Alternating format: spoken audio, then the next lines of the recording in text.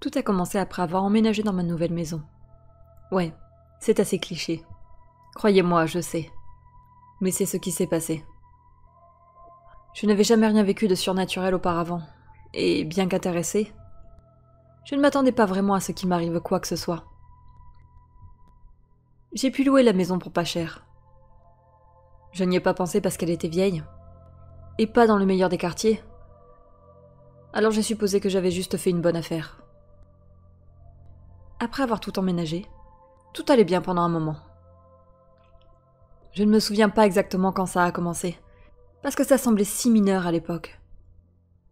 Je laissais une lumière allumée dans la cuisine ou la salle de bain, et je revenais pour la trouver éteinte. Honnêtement, je pensais que j'oubliais juste que je les avais éteintes quand je revenais. Au bout d'un moment, j'ai commencé à me poser des questions, et j'ai commencé à laisser quelques lumières exprès. Parfois, il ne se passait rien. Parfois, je revenais pour trouver les lumières éteintes. À ce moment-là, j'ai compris que quelque chose n'allait pas. Je n'étais pas vraiment effrayée, mais juste confuse. J'ai pensé que quelque chose n'allait pas avec l'électronique. J'ai commencé à laisser les lumières allumées plus souvent, parce que je pensais que je pourrais peut-être comprendre pourquoi elles s'éteignaient. C'est alors que ça a commencé à prendre une autre tournure.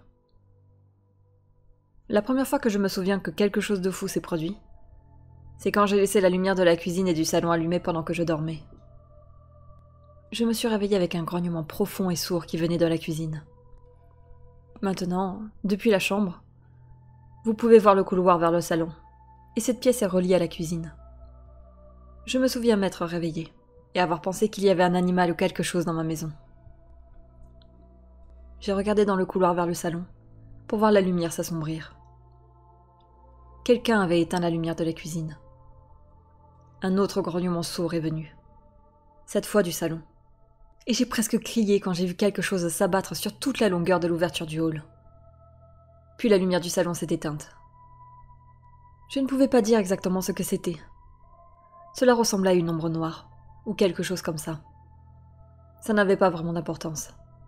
J'avais une peur bleue. J'ai sauté hors de mon lit, et j'ai allumé la lumière de ma chambre, m'attendant à ce qu'il y ait quelque chose dans cette pièce, et me préparant à fuir. Rien. Il n'y avait rien dans la chambre. Je laissai échapper un souffle bas, puis je descendis lentement le couloir jusqu'au salon.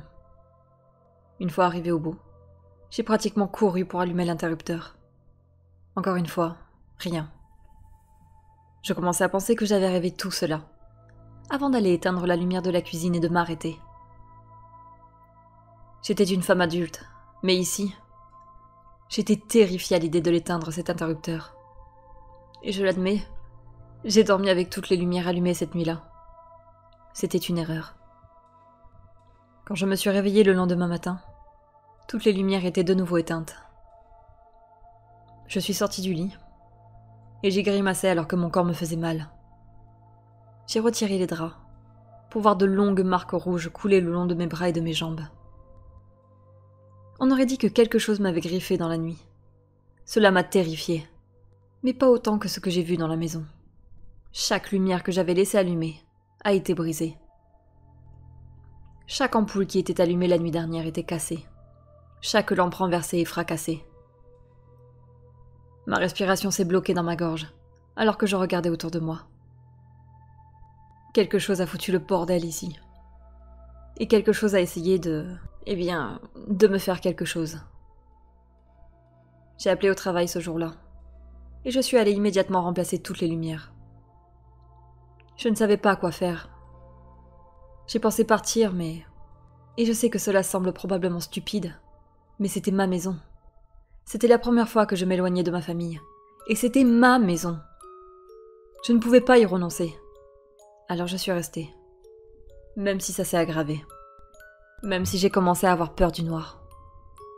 Je ne pouvais pas vraiment dormir avec la lumière sur moi dans la chambre. J'ai donc pris la décision de laisser d'autres lumières allumées, comme dans le hall ou le salon, ce qui me donnerait la possibilité de voir assez bien dans ma pièce la plus sombre. Et, presque chaque nuit, je me réveillais au milieu de la nuit pour entendre quelque chose gronder et rôder dans le salon. Puis les lumières s'éteignaient. Je ne voulais pas aller voir, J'étais terrifiée à l'idée d'être dans la même pièce avec ce qu'il y avait dedans. Alors je me suis recroquevillée dans mon lit. Et j'ai prié pour qu'il n'arrive jamais.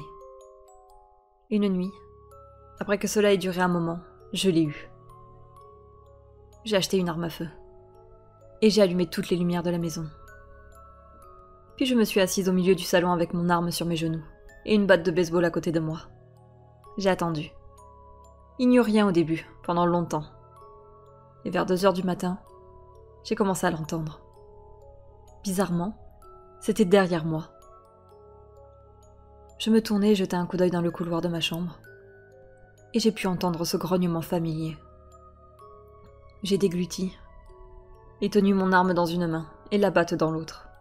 Et j'ai lentement commencé à faire le tour pour avoir une meilleure vue de la chambre depuis le salon. Alors que je commençais à voir mon lit, j'ai entendu un bruit sourd, suivi d'un rugissement inhumain. Moi, étant la femme courageuse que j'étais, j'ai sauté en arrière et loin du couloir. Je voulais en finir avec tout ça. Mon Dieu, je ne voulais pas m'occuper de ça. J'ai réussi à entendre un clic audible. Et puis plus rien. Lentement, je suis retournée jeter un coup d'œil dans le couloir. Et la lumière était de nouveau éteinte. J'ai pris une profonde inspiration et je me suis aventurée. Mes armes prêtes. Quand je suis arrivée dans ma chambre et que j'ai rallumé la lumière, j'ai haleté. Mon lit était ravagé, complètement déchiré. C'était comme si un animal avait sauté dedans et l'avait déchiré en lambeaux. Je m'avançais pour regarder ce qui restait de mon lit, et je suis restée juste sous le choc. Ce n'est que lorsque j'ai entendu le son d'un grognement familier que je me suis retournée. Debout près de ma porte, juste à côté de l'interrupteur, je l'ai finalement vu. C'était un homme blanc et pourri, avec un corps mutilé qui ressemblait à un jouet qu'aurait mâché un chien. Il me fixait. J'étais trop sous le choc pour ne serait-ce que lever mes armes. Il m'a dévisagé un instant, puis a éteint la lumière. J'ai crié. Je n'ai même pas honte de l'admettre. J'ai crié et j'ai détalé. Je me fichais de savoir où cet homme se tenait. J'ai couru juste droit devant moi où je l'avais vu, balançant ma batte comme une forcenée. J'ai failli faire un trou dans le couloir, alors que je courais jusqu'à la lumière du couloir qui était restée allumée. Je me tournai pour regarder en arrière, juste à temps pour le voir à nouveau près de l'interrupteur du hall. Il a éteint celui-là aussi. À ce moment-là, je ne voulais plus me battre. Je voulais être en sécurité. Je dépassai le salon et pénétrai dans la luminosité de la cuisine. Alors j'ai entendu des grognements et des grattements presque tout autour de moi. Et j'ai su qu'il revenait. J'ai regardé en arrière pour voir une fois de plus ce cadavre mutilé et pourri d'un homme, éteindre une autre lumière avec un doigt cassé, et me plongeant dans une obscurité terrifiante. J'ai cassé tout le salon. Cela allait être ma position finale. Je devrais me battre ici. Je m'approchai du lampadaire qui était ma dernière ligne de défense. Il détestait le noir, alors que je restais ici, à côté de ce lampadaire réconfortant. J'ai attendu qu'il s'éteigne, mais ça ne s'est jamais fait. J'ai regardé autour de moi et tout était silencieux. Rien que du calme. Je me tournai alors pour regarder cette grâce salvatrice d'une lampe, qui refusait de céder. J'ai commencé à me retrouver à rire. Un fou rire, mais vivante. Et j'ai pensé que j'irais enfin bien. Je me suis approchée, et je jure que j'ai presque étreint cette lampe. Jusqu'à ce que je le voie. J'ai d'abord entendu le grognement venir non pas de derrière, mais de devant moi. Mes yeux se sont agrandis, et j'ai regardé fixement la lumière de cette lampe s'intensifier. Je suis tombée en arrière et je ne sais pas ce qui s'est passé, mais je pense que j'ai trébuché sur quelque chose. Je sais juste que je me suis retrouvée à plat ventre à regarder cette lumière brillante et intense. Ce n'était plus réconfortant, juste chaud, lourd et brillant. Je pensais que ça allait me brûler. Et puis c'est venu.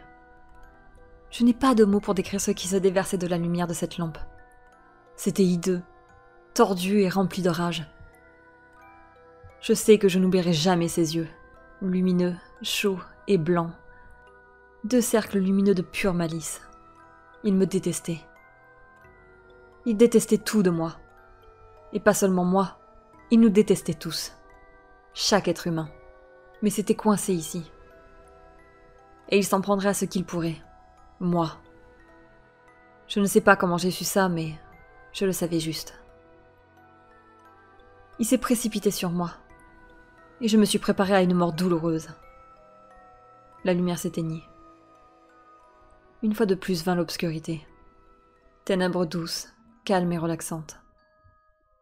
Je suis restée sur le sol pendant un long moment, laissant mes yeux s'adapter, tout en gardant mon regard fixé sur l'endroit où se trouvait mon lampadaire. Au fil des secondes, je pouvais commencer à le distinguer. Cet homme mutilé debout près de la lampe, une main déchirée sur l'interrupteur alors qu'il me regardait. J'ai compris alors. J'ai compris ce que tout cela signifiait. Tout ce qui s'est passé. L'homme retira la main, pipoita à doigts mutilés avant de très clairement secouer la tête d'un côté à l'autre. Tout ce que je trouvais à faire était de hocher la tête. Ce n'était pas lui qui essayait de me faire du mal. Pendant tout ce temps, à tous ces moments, il a essayé de me protéger. Cette créature ne pouvait venir que dans la lumière, et cet homme mutilé a essayé de me protéger. Il ne voulait pas que quelqu'un d'autre répète ses erreurs. J'ai déménagé le lendemain, et je n'ai jamais regardé en arrière. Quoi qu'il en soit, il était confiné dans cette maison, et jusqu'à présent, rien ne m'est venu d'une autre source de lumière. Cependant, cette chose restera toujours avec moi dans mon esprit. Chaque nuit, dans mon nouveau logement, j'ai pris l'habitude de me promener dans la maison, de m'assurer que toutes les lumières sont éteintes, que tous les rideaux sont fermés, et de me plonger dans une obscurité totale, calme, réconfortante et sûre.